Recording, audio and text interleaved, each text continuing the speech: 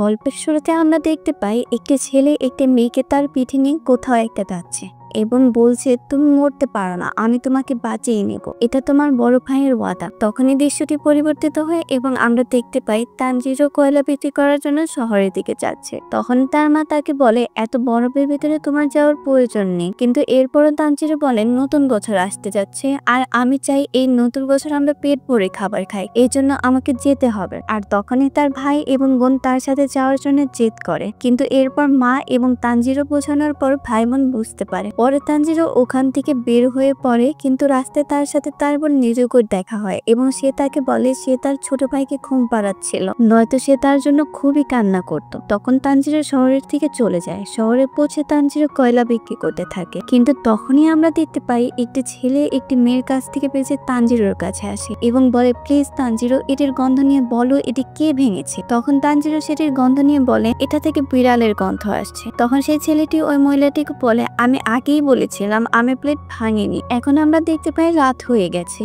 এবং তানজিরো বাড়ির উদ্দেশ্যে রওনা দিয়েছে, কিন্তু তখনই একটা বৃদ্ধ লোক তানজিরোকে বলে, এই সময় তোমার বাড়ি যাওয়া উচিত নয়, রাক্ষস আসার আগেই তোমার ঘরের ভিতর চলে আসা দরকার। তখন তানজিরো ঘরের ভিতর চলে আসে এবং খাবার খেতে থাকে। আর খাবার খেতে খেতে সে ওই বৃদ্ধ লোকটিকে জিজ্ঞেস করে, এই রাক্ষসগুলো আবার কি? তখন ওই বৃদ্ধ লোকটি বলে, রাক্ষস রাতের বেলায় আসে এবং মানুষদেরকে শিকার করে, আর এজন্যই রাত্রে তোমার ঘোরা ঠিক হবে না, তুমি ঘুমিয়ে যাও এবং সকাল হলে তুমি তোমার বাসায় চলে যাও। এখন সকালে তানজিরের বাড়ির উদ্দেশ্যে বের হয়ে পড়ে, কিন্তু যখনই সে বাড়ির কাছে চলে আসে সে রক্তের গন্ধ পেতে থাকে এবং সে দৌড়াতে দৌড়াতে নিজের বাসার কাছে গিয়ে পৌঁছায়। কিন্তু তখনই সে ওখানে পৌঁছে দেখতে পায় তার বাসার সকলেই মারা গিয়েছে। এটি থেকে সে হতভম্ব হয়ে যায় এবং ভাবতে থাকে এটি কে করতে পারে। এর মধ্যেই সে লক্ষ্য করে তার বোন নেজুকো এখনো বেঁচে আছে। তানজিরো তার বোনকে পিঠে নিয়ে হাসপাতালের দিকে দৌড়াতে থাকে। দৌড়াতে দৌড়াতে তানজিরো বেশ ক্লান্ত হয়ে যায় আর ঠান্ডার কারণে তার শ্বাস নেওয়াটাও কষ্ট হয়ে যায়। আর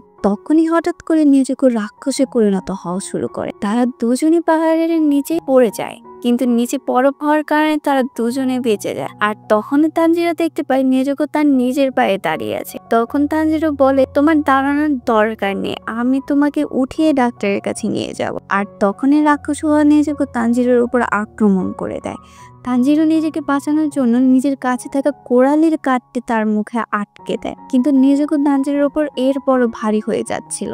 আর তানজিরো নেজুকোকে বলতে থাকে, আমাকে মাফ করে দিও, তুমি যখন মারা যাচ্ছিলে তখন আমি ঘুমাচ্ছিলাম, আমি কাউকেই বাঁচাতে পারিনি, কিন্তু আমি যাই হয়ে যাক তোমাকে অবশ্যই বাঁচাবো, আশা রাখো আমি তোমাকে অবশ্যই বাঁচাবো, তুমি রাক্ষস হতে পারো না। আর আমরা তখনই দেখতে পাই নিজুকোর চোখ থেকে পানি পড়ছে, কিন্তু হঠাৎ করে একটি ছেলে তলোয়ার নিয়ে নিজুকোর উপর আক্রমণ করে দেয় আর তানজিরো তাকে বাঁচিয়ে নেয়। তখন সেই ছেলেটি তানজিরোকে জিজ্ঞেস করে, তুমি এই রাক্ষসটিকে কেন বাঁচাচ্ছ? তখন তানজিরো বলে, এই আমার বোন। তখন ওই ছেলেটি নিজেকে ধরে ফেলে আর বলে, এটি আমার দায়িত্ব যে আমি সব রাক্ষসকে খুঁজবো ও মেরে ফেলবো। তখন তানজিরো বলে, নিজেকে কাউকে মারেনি, এমনকি আমার নিজের ঘর থেকে একটি অজানা গন্ধ আসছিল, আমার মনে হয় সেই আমার পরিবারকে মেরে ফেলেছে, আমি জানি না নিজেকে কিভাবে রাক্ষস হয়ে গেল। তখন ওই ছেলেটি বলে, এর ঘা রাক্ষসের রক্তের সংস্পর্শে এসেছিল আর এই জন্য এই রাক্ষস হয়ে গেছে, আর এইরকম ভাবে এই রাক্ষস তাদের জনসংখ্যা বাড়িয়ে থাকে। আর তখন তানজিরো বলে, আমার বোন কাউকে মারেনি,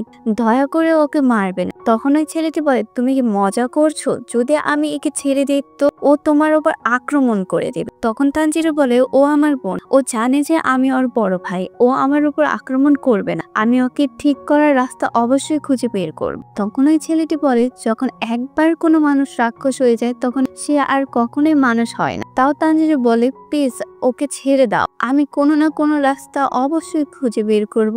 আর তার সামনে মিনতি করা শুরু করে। তখন ওই ছেলেটি বলে, তুমি একে ঠিক করতে পারবে না, আর আমি যদি একে ছেড়ে দেই তুমিও রাক্ষস হয়ে যাবে, তুমি কি এটাই চাও? আর এমনিতেও তুমি অনেক দুর্বল, আর হয়তো রাক্ষসের কাছে তোমার বোনকে ঠিক করার কোনো না কোনো রাস্তা আছে, কিন্তু তারা এটি কখনো করবে না, কারণ শক্তিশালী ব্যক্তি সবসময় দুর্বলকে চাপ দেয়। তখন ওই ছেলে নেজোকোর উপর আক্রমণ করে দেয়, যা দেখে তানজিরো ওই ছেলেটির উপর আক্রমণ করে দেয়। আর তখনই ওই ছেলেটি তানজিরোর মাথায় আঘাত করে তানজিরোকে বেহুশ করে দেয়। তখনই সে দেখে তানজিরোর কাছে তার কুড়ালিটি নেই, আর তখনই তানজিরোর কুড়ালিটি তার পাশ দিয়ে গিয়ে গাছে লাগে। তখন ছেলেটি তানজিরোর চালাকে দেখে বেশ ইমপ্রেস হয়ে যায় যে কিভাবে সে তাকে ধোকা দিয়ে অন্যমনস্ক করে রেখেছে, আর তার আসল প্ল্যানটা ছিল অন্য কিছুই। আর তখনই নেজোকো ওই ছেলেটির ওপর আক্রমণ করে দেয় আর তানজিরোর দিকে যেতে থাকে। প্রথমে তো ওই ছেলেটি মনে করে যে নেজোকো তানজিরোর উপর আক্রমণ করতে যাচ্ছে, কিন্তু হঠাৎ করেই সে দেখতে পায় নেজোকো তো তানজিরোকে বাঁচাতে যাচ্ছে। একদিকে নেজোকো ওই ছেলেটির উপর আক্রমণ করে দেয়, অন্যদিকে ছেলেটি ভাবতে থাকে এটা কিভাবে সম্ভব, এ অনেক বেশি দুর্বল, এ সময় আর ক্ষুধাও হয়তো অনেক বেশি লেগেছে, কিন্তু এরপরেও ও তার ভাইকে খাওয়ার বদলে প্রোটেক্ট করে যাচ্ছে, এ হয়তো অন্য দিক থেকে আলাদা। তাই সে নিজেকে বেহুশ করে দেয়। আর যখন তানজিরো উঠে তখন সে দেখতে পায় নিজেকে তার পাশেই পড়ে আছে। আর ওই ছেলেটি বলে, তুমি উঠে গেছো, যাও তাড়াতাড়ি মান সাগরে চলে যাও, ওখানে একজন বৃদ্ধ লোককে পাবে যার নাম সাকনোজি উরুকোদারি। যখন তাকে তুমি পেয়ে যাবে তখন তুমি তাকে বলো তোমাকে গিয়ে তুমি ওকে পাঠিয়েছে, আর বলে যে এখন আকাশে মেঘ আছে, এখন তোমার বোন বেঁচে থাকবে, কিন্তু মনে রেখো একে কখনোই সূর্যের আলোতে যেতে দিও না। আর এটি বলে সে চলে যায়। আর দৃশ্যটি পরিবর্তিত হয় আর আমরা দেখতে পাই তানজিরো তার পরিবারের সদস্যকে দাফন করে মান সাগরের দিকে বের হয়ে যায়। আর এর সাথে এই এপিসোডটা এখানেই শেষ হয়ে যায়। এর পরবর্তী পর্বে কি হবে? আসলেই কি তানজিরো পারবে তার আদরের বোনটিকে বাঁচাতে?